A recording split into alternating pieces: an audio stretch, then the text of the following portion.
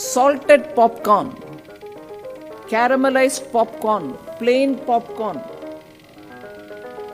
ऐसे स्टेट्स हैं जहां नमकीन के नाम में पॉपकॉर्न सॉल्टेड भी सेल होता है कि नहीं? नमकीन है वो, मगर जब पॉपकॉर्न सॉल्टेड सिर्फ नहीं है, उसमें कैरामलाइज्ड पॉपकॉर्न भी मार्केट में आता है एडेड शुगर के साथ। एडेड शुगर के चीज हर एक में रेट एक है, नमकीन के ऊपर रेट कम है।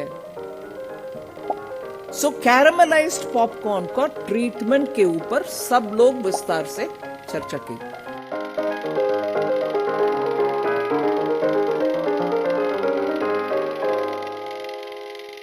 Hello, this is Raghav's Take.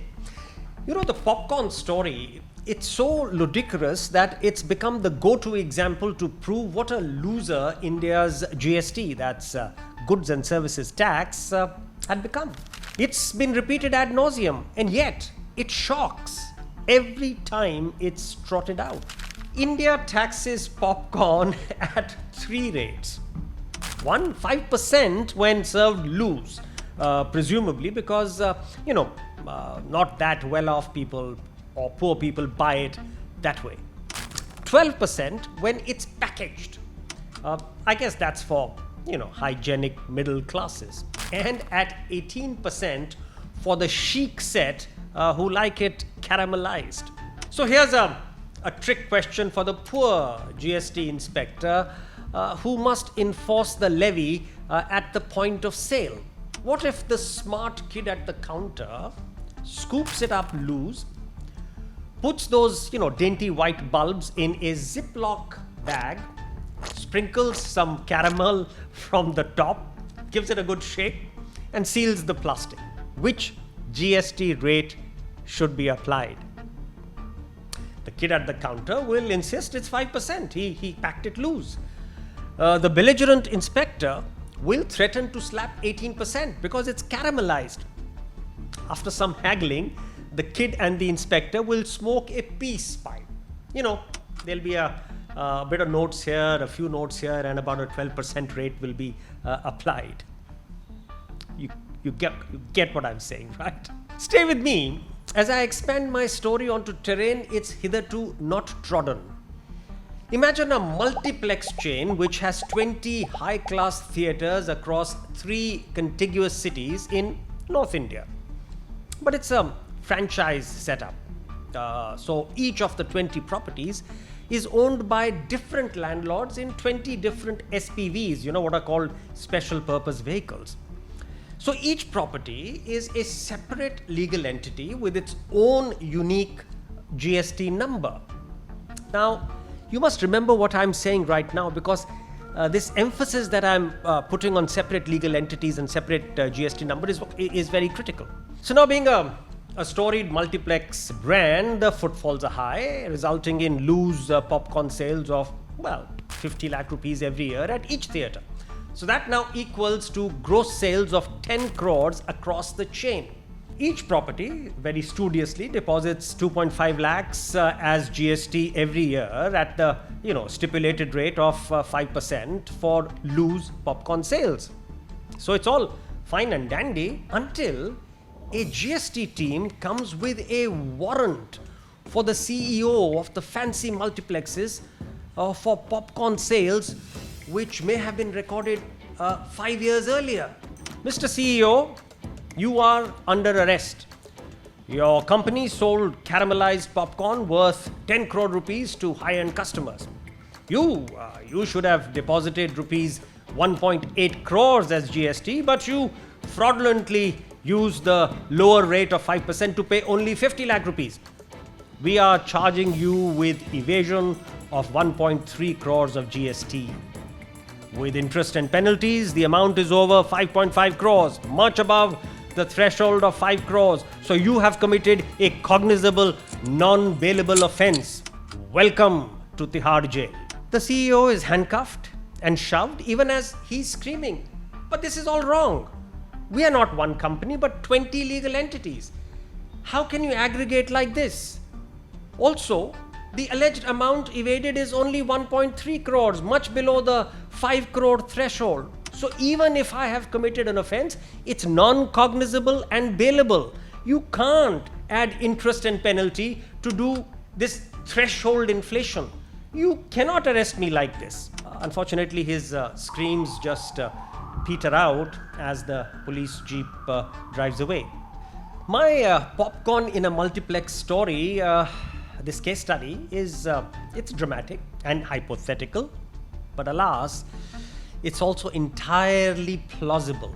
Similar excesses and abuse of the GST law have happened. So when Prime Minister Modi announced a radical restructuring of GST from a 4-slab to a 2-slab structure of 5% and 18%, he abolished the 12% and 28% rates while introducing a sin rate of 40%. People just leapt in joy. Despite the apprehension of a drop in sales in the 2-month interregnum, that is, why would anybody buy a car worth 10 lakh rupees if the price is set to fall by close to a lakh in just a few weeks? Despite all of this, the business community is happy to suffer this sharp short-term pain, hoping for a fundamental reform of what is actually a very draconian tax. Now here's the rupees 20 lakh or $250 billion question.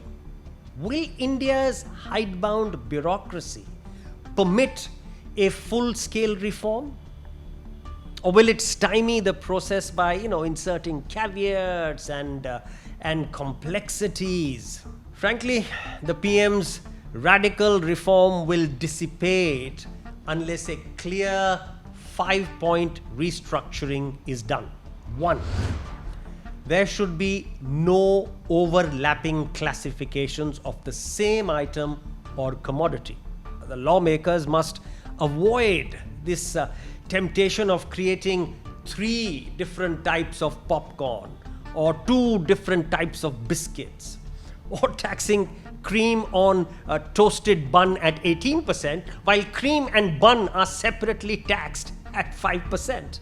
The bulk of the disputes and bribes are triggered by such artificial distinctions which are prone to mischievous interpretation and consequently to corruption and extortion. Point number 2, arrests and police action should be permitted only in cases of forgery, if someone does a forgery of invoices, and fraud, but not in interpretational or classification or technical disputes. For example, in our hypothetical example, the law should not have permitted the CEO's arrest since the dispute was entirely over the classification of the types of popcorn, not over any fraudulent activity. 3. There should be clear rules on aggregation. The tax authority should not be allowed to lump together distinct legal entities with different GST filings into a single number. And they shouldn't be allowed to do that just to, inflate the evaded amount above 5 crore rupees, which then enables them to create. It's literally creating a cognizable, non-bailable offense where actually none existed. Point number 4. The sin category, it should not be expanded to include luxury goods, which are legitimately aspirational and desirable for a middle class with rapidly increasing incomes. Now, I agree that a $1 million Maybach car may be a sin in India. I concede that.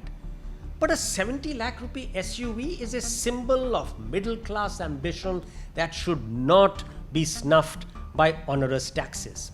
Final point number 5. For heaven's sake, do not resurrect the non-profiteering authority that was a failed symbol of a nanny state which is deeply, deeply suspicious of market forces, which believes in price controls and literally gunslinging prosecution of genuine businesses. The Prime Minister's radical reform will degenerate into exploitation if non-profiteering rules are re-invoked. It's literally time to reimagine GST 2.0 from scratch. I can only say beware of earlier infirmities creeping in via the back door. This was Raghav's take today.